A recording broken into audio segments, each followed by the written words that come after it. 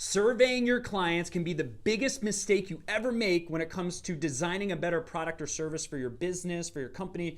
I'm going to explain in this video the biggest mistakes made when you're surveying clients to try to innovate a product or service. And then I'm going to give you a 5-step process that you can follow to know that when you survey clients, you get the highest statistically significant data that's actually going to produce an impact in your business.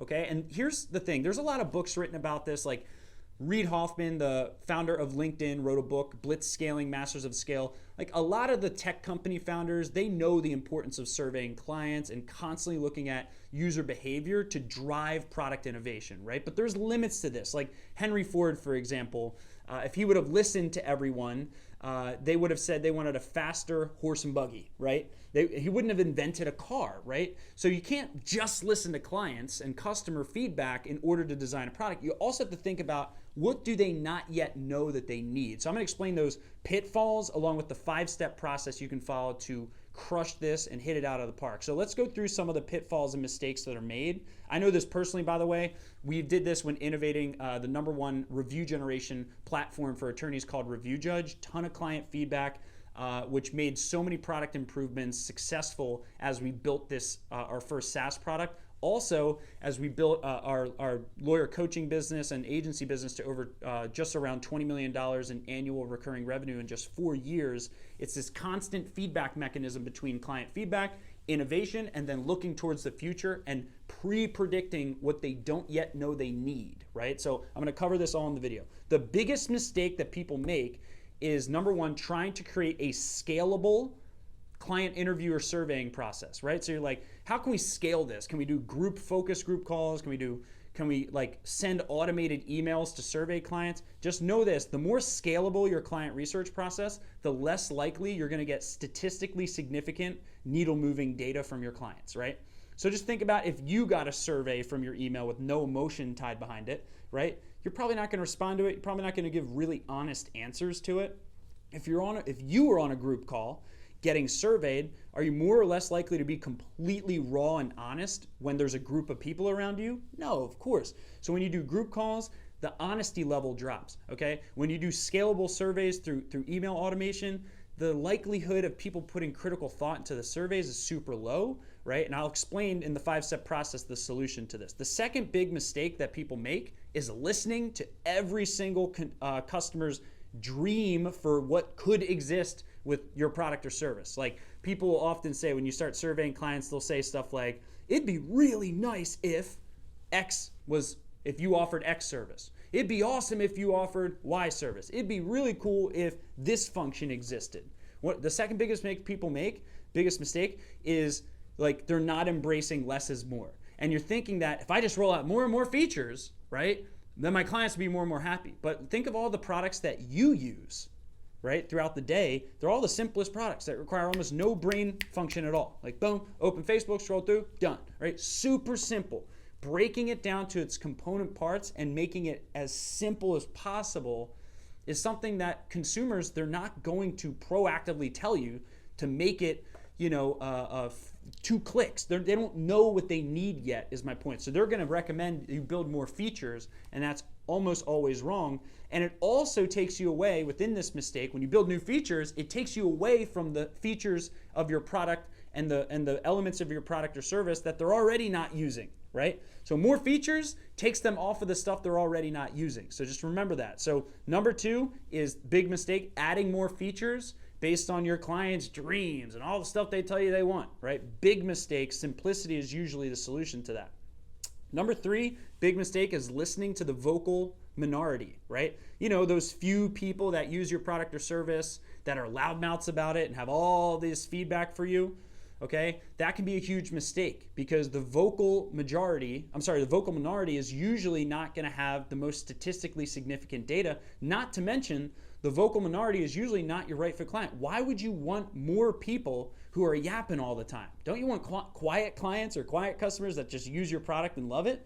So go after the quiet people's feedback, right? Don't listen to the loud minority. And the 4th biggest mistake that people make when surveying clients to direct product change is they're not listening to right fit clients. This is such a big mistake that people make.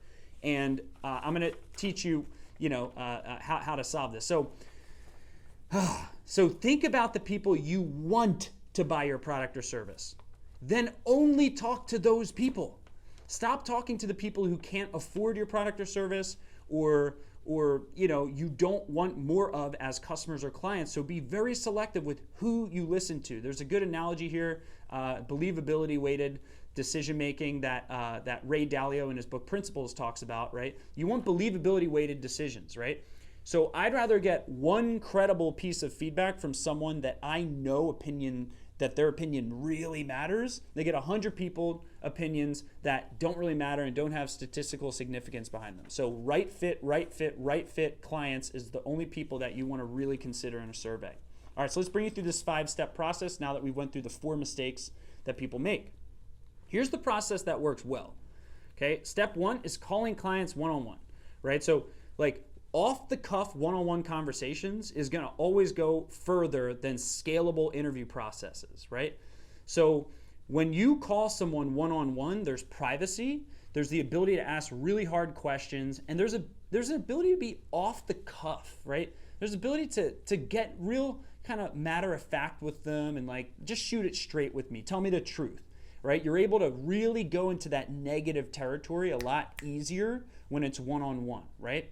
Also, pre-scheduling calls kind of takes away from that spontaneity, right? So sometimes the spontaneity, you can catch someone's feedback in a moment where they weren't really critically thinking. Because what we're looking for is the stuff that they say under their breath, right? It's often in what they don't say that tells us more about how we can improve our business, our product, or service. It's more in what they don't say than what they do say.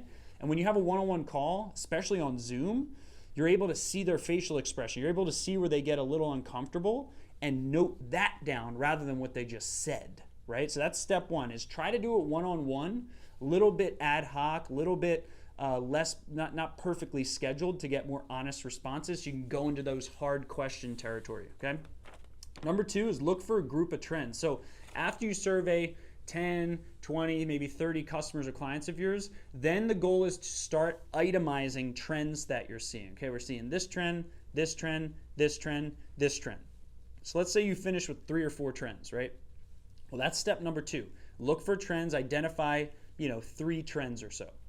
Step number 3 is then you want to assign a value to the trends that you see. Okay, whether it's on the cost savings that the client would experience as a result of us solving this trend or this consistent feedback that we've been receiving. What will be the cost savings for them? What will be the value added? Okay, value added, not just cost savings, if we were to solve X trend based on their feedback, right? So we want to create a rating scale, because again, it's not about solving 1,000 different things, it's about finding that one needle mover. And that's through the prioritization process, assigning a value to the trends that you've identified as your finalists on cost savings, value provided. Step number 4, this is what most people skip, is doing additional market research, right? So you want to do additional market research to validate the claims that have been made, right? So you want to look at overall spending statistics. Where's people's wallet share really going, right? Where are people really spending money online versus what they're telling you they're spending money on, right? Let's take what they told us and compare that against as much consumer behavior data as we possibly can so that we can fact check what they're saying they want versus what people's wallets are showing they're doing and their user behavior, right? So super important. Number 5 is then we want to make a final list of the trends and an execution plan for that number 1 top trend. The top trend you identified, we want to create a numbered list of it, and then we want to create a final execution plan. Final execution plan on that top trend. Until that top identified trend is solved, we don't want to move on to any of the others, right? We don't want to go add a million features. We want to solve that one top trend before we move on to anything else. And the way to think about this when you have your final list of potential solves or potential innovations for your product is I want you to separate out need to haves and nice to haves, right? Need to haves are things that people would separately pay money for, right? Like what are things that you would separately, your client would separately pay money for, right? So they would not only say, this is really nice, I'd be really happy if you built this for me, but they would pull out their wallet and buy that separately. It's that valuable, That's a need to have, okay? A need to have also is things high in urgency, high in impact, right? So high urgency, high impact, that's higher likely to be a need to have, right? And if they pull out their wallet to buy this solution, this add-in, right? That's a very good sign that it's a need to have. A nice to have is going to be all the other stuff, right? All the stuff that they wouldn't pay additional money for, all the stuff that, you know, can be pushed to the next iteration of whatever it is you're developing. All that is the nice to haves, right? We want to push the nice to haves away and just focus on that one big meaty need to have that you have statistical significance behind. So I hope you found this video valuable. This is how you turn consumer surveying or surveying your clients or interviewing your clients or consumer feedback into building a world-class product quite rapidly. But the hardest thing to do here is to embrace statistical significance and to not listen to the vocal minority, right? And also don't trust your gut, right? Your gut may not align with consumer needs, right? Always validate it with third-party data before you go and build something that nobody wants. Another quick tip here before we sign off is like, just roll it out quickly, okay? Well, like very important thing is just like, what can we get out the door rapidly, get immediate feedback from before we go build something that's going to take us months or years to build, right? That's rapid feedback, rapid innovation, right? And don't be afraid to scrap your first few ideas if it didn't work. Just keep innovating, right? That's how you build an innovative product or service that blows apart your industry. So I hope you found this video valuable. If you did, please subscribe to the channel. Also, comment below with any additional stuff I missed out or you have questions on, you want me to go deeper into. This channel is designed to help you compress decades into just a few days. The things you thought were going to take 10 years to do, all right, let's get that done this week. Let's execute right now on the things that are most important. That's what this channel is designed for. My name is Bill Hauser, here to serve you, and I'll see you in the next video. Stay great.